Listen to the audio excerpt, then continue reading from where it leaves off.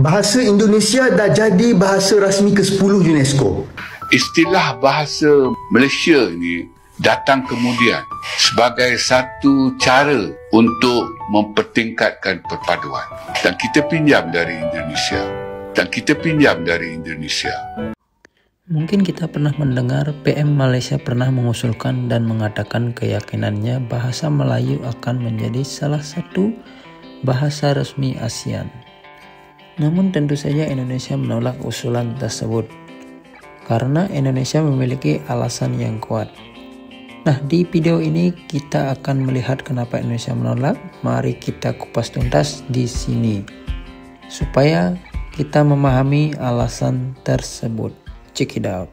Jadi mungkin daripada pendapat Profesor Dr. Aminuddin yang merupakan pakar linguistik di sini, bagaimana melihat dari segi kesamaan dan perbezaan bahasa Melayu Indonesia untuk kita bawa ke pentas antarabangsa. Silakan Prof. Aminuddin.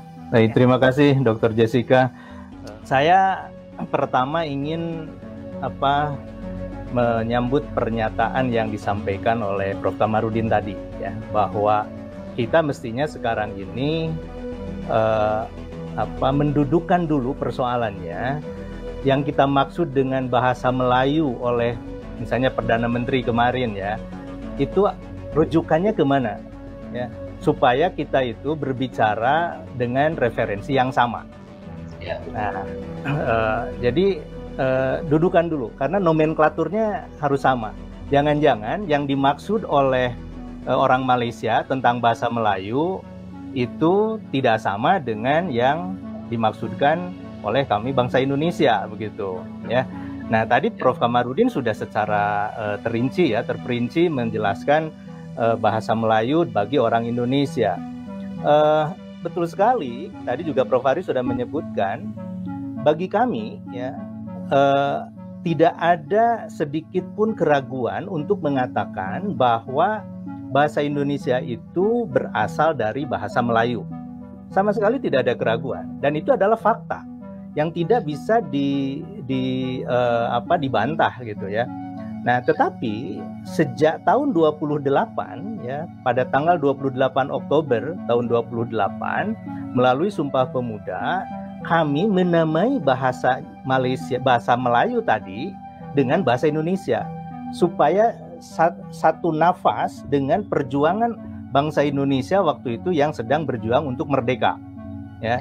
Sudah mengakui tanah air Indonesia, kemudian bangsa yang satu, bangsa Indonesia, maka bahasanya pun dinamai bahasa Indonesia. Sebelumnya tidak ada istilah bahasa Indonesia.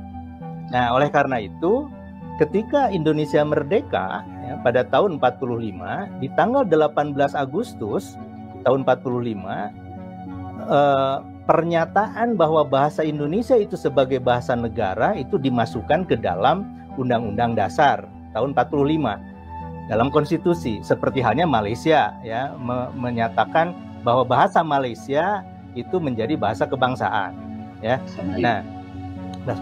Nah, ini saya baru tahu kalau kemudian pada tahun 86 tadi disampaikan oleh Prof. Kamarudin itu berubah menjadi istilahnya menjadi bahasa Melayu, gitu, ya. Baru kali ini saya tahu.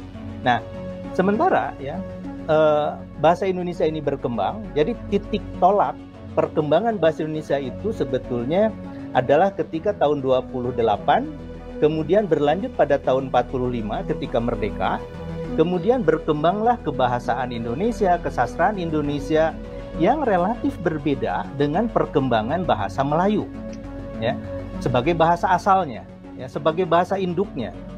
Nah, bahasa Indonesia itu berkembang, saya menyebutnya jauh melebihi asal muasalnya, begitu, ya. Karena bahasa Indonesia itu setelah penetapan status, ya, perencanaan statusnya diangkat menjadi bahasa negara, itu dikembangkan korpusnya. Nah, melalui korpus ini kami punya mengembangkan kamusnya, mengembangkan ejaannya, mengembangkan tata bahasanya, begitu. Yang semuanya ini kami sebut dalam nama bahasa Indonesia. Sementara yang namanya bahasa Melayu bagi orang Indonesia itu adalah salah satu dari 718 bahasa daerah. Jadi ketika misalnya kita menyebut bahasa Melayu, asosiasinya adalah bahasa daerah, ya. Nah, bahasa Melayu menurut catatan kami di Badan Bahasa itu di Indonesia ini ada 87 dialek, ya. Jadi bisa dibayangkan dari barat sampai ke timur, ini bahasa Melayu ini sudah banyak sekali ragamnya, gitu ya. Perbedaan dari masing-masing dialek juga kelihatan gitu. Nah, ada 87 ragam dialek bahasa Melayu. Jadi ketika misalnya dikatakan, oh mari kita perkasakan, mari kita jayakan bahasa Melayu menjadi bahasa antar bangsa, menjadi bahasa internasional, ya pasti saja kami akan menolak begitu. Karena mengapa kami harus menggunakan istilah itu? Karena bagi kami ini adalah bahasa Indonesia, bukan bahasa Melayu, bukan bahasa Malaysia. Kalau misalnya mau disebutkan, oke, kita sekarang bekerja bersama-sama menyebutkan bahasa Indonesia dan bahasa Malaysia atau bahasa Melayu bagi orang Malaysia, ya, itu tidak ada masalah, ya. Tetapi kalau menyebut salah satu, nah ini pasti jadi masalah. Seperti halnya pengakuan, ya, dan pernyataan langsung dari Perdana Menteri, ya, Malaysia waktu hari Jumat bertemu dengan Presiden Joko Widodo mengatakan Presiden Joko Widodo sudah bersetuju. Ya kami tentu saja kelimpungan, ya. Kami bingung gitu. Dari mana ini asalnya? Karena ternyata Menteri Luar Negeri pun mengatakan memang ada usulan itu, tapi akan kami pelajari, ya, secara mendalam. Kemudian pada hari berikutnya, minggu berikutnya, Menteri Pendidikan, Kebudayaan, Riset dan Teknologi secara resmi mengatakan penolakan, ya. Nah ini sesuatu yang wajar. Karena apa? Masalah harga diri, ya, bangsa Indonesia kok kenapa tiba-tiba gitu mengusulkan bahasa Melayu. Bagi kami ya pasti akan harus bahasa Indonesia. Tentu kalau misalnya usulannya itu dua-duanya gitu, ya, bahasa Indonesia, bahasa Melayu, mungkin tidak akan terlalu panas, ya, reaksinya gitu.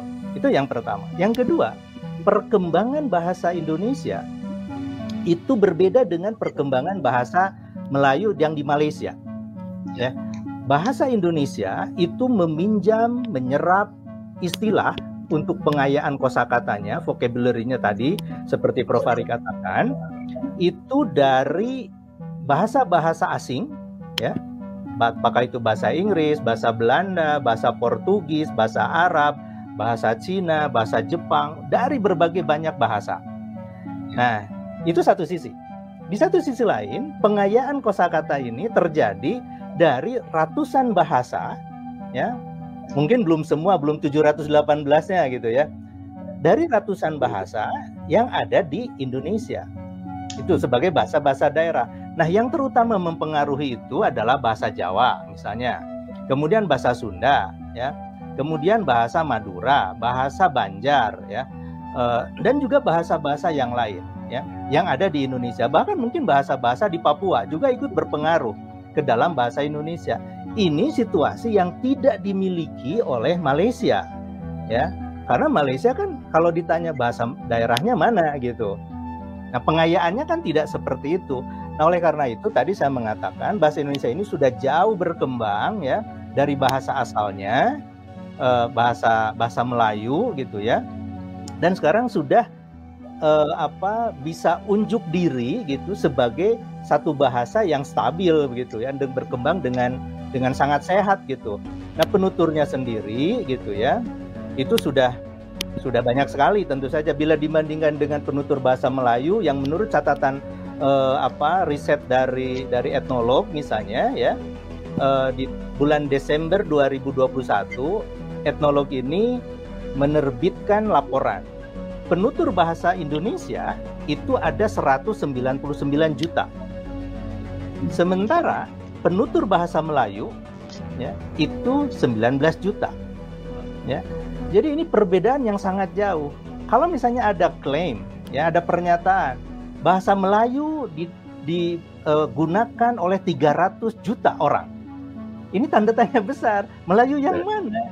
Bagi kami tidak bisa itu. Ini adalah bahasa Indonesia, ya, gitu. Yang mungkin penduduk Indonesia katakanlah 278 juta, katakanlah 220 jutanya atau 200 jutanya bertutur bahasa Indonesia. Mungkin sisanya ya boleh bahasa Melayu yang ada di Malaysia. Tapi jumlahnya juga kan penduduk Malaysia mungkin tidak sepertiga penduduk Indonesia gitu kan ya, begitu. Nah itu untuk sementara ya, Dr. Jessica. Nah, dari cuplikan penjelasan video tadi, kita bisa menyimpulkan kenapa Indonesia menolak keras ajakan tersebut. Karena bahasa Indonesia adalah identitas masyarakat seluruh Indonesia, dan bahasa Melayu adalah identitas bangsa Malaysia.